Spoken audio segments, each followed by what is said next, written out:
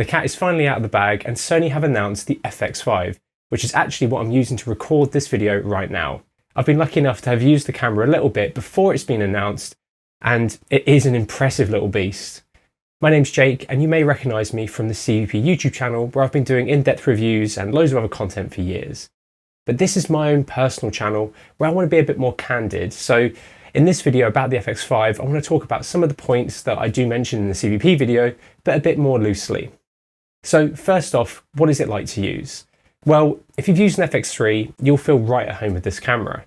It's pretty much the same form factor, but the menu is a little bit different. It's more like an FX6, so if you're used to the Sony Alpha series menu system, you may kind of need some time to get used to this new one. But if you've used an FX6 or an FX9 or even a Venice, you'll feel right at home here. This does mean that some of the tools are a little bit different, but there is a lot to love here. When Sony showed us the form factor of the camera, I was a bit surprised that they kept it like an FX3. Seeing as it's more of a cine auto camera, I thought they would rework it slightly into something that is a bit more cine video focused. It still does feel very mirrorless camera-y, which I like in some ways, but don't in others.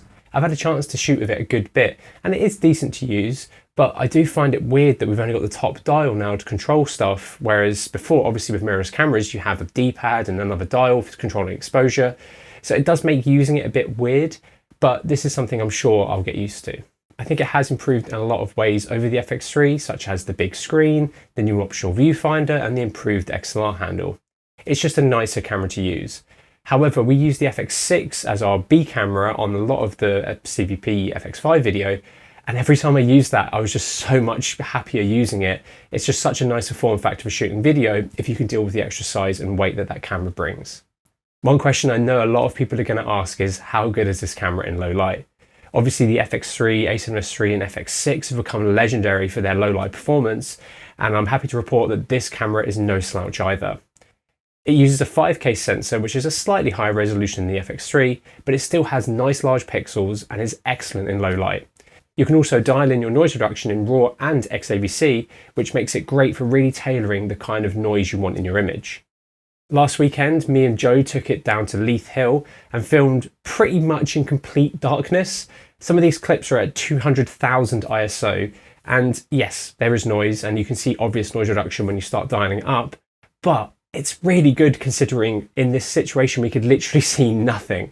I think performance-wise, it's just as good as the FX3 and A7S III, and in some situations, a little bit better. And that's thanks to its dual gain mode and it having a middle level base ISO. Having this middle base ISO is massive because there's tons of times where you don't want to shoot 800 because it's too dark, but you don't want to shoot at 12,800 on the FX6 or FX3 because that's too bright. So having this nice middle ground will mean you'll be able to get the best of both worlds without having to compromise on a low or a high base. With the new dual gain mode, you're essentially getting more dynamic range out of the camera in the shadows.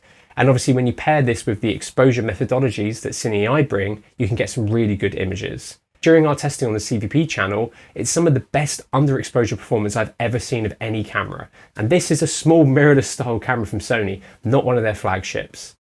Sony have always been fantastic when it comes to underexposure performance with their cameras. I still remember the first time I tested out the Venice. It was with Joe and Josh Allen, and we filmed in a Honda motorbike kind of garage. And we were filming BTS, Josh was using the Red Gemini and we were using the Venice. And when we got the footage back into post, me and Joe were blown away by how much colour detail there was, considering we were filming in a really dark room with no key light on Josh at all, just on the bike itself. So that's always been our reference point for underexposure performance, and I think this is easily as good. Because of this new performance and the addition of XOCN and the menu system, I would say this is a kind of mini Venice system. The next thing I want to talk about is image quality. And I really do think that this camera is closer in image quality to a Venice than an FX3 or FX6.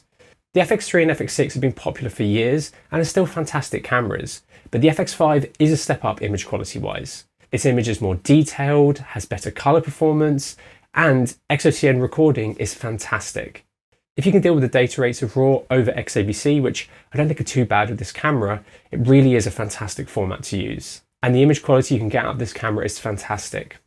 So when it comes to its performance, you've essentially got the excellent low light that the FX3 and FX6 have, but with much more versatility when it comes to resolution, frame rates, and just overall image quality.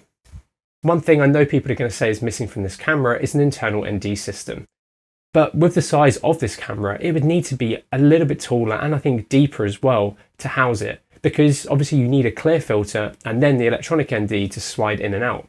So if I was to put my Sony hat on for a minute, I think what they've done is kept the FX5 nice and small for FX3 style users, but obviously with an insane amount of technology inside.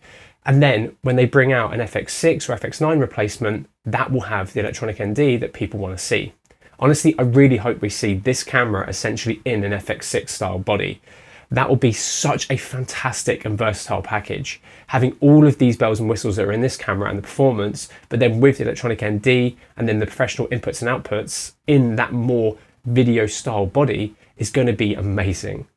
With the FX5 priced as it is, and the FX6 and FX3 seemingly not going anywhere, I think this theorized new camera would need to be around the 10 grand mark. I don't know if this is going to happen, but obviously we can just look at Sony's track record with how they've handled the FX3 and 6, and it does make sense that this potentially is what they're going to do. And personally, I really hope they do this. I think it could be one of the best cameras ever made. Sony are in a pretty nice position when it comes to releasing this camera. There are so many FX3s and FX6s out there now that people have bought into their ecosystem.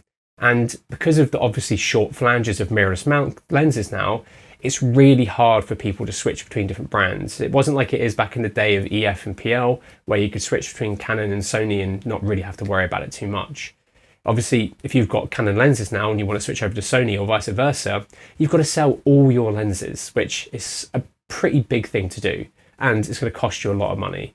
So with the huge existing user base of Sony E-mount and Sony generally, I think Sony are in a great position for this camera to do well. And I think it does answer and respond to a lot of the things that people wanted to see in an FX style camera. This camera also has open gate finally, which loads of people have been waiting to see in a Sony FX style camera like this.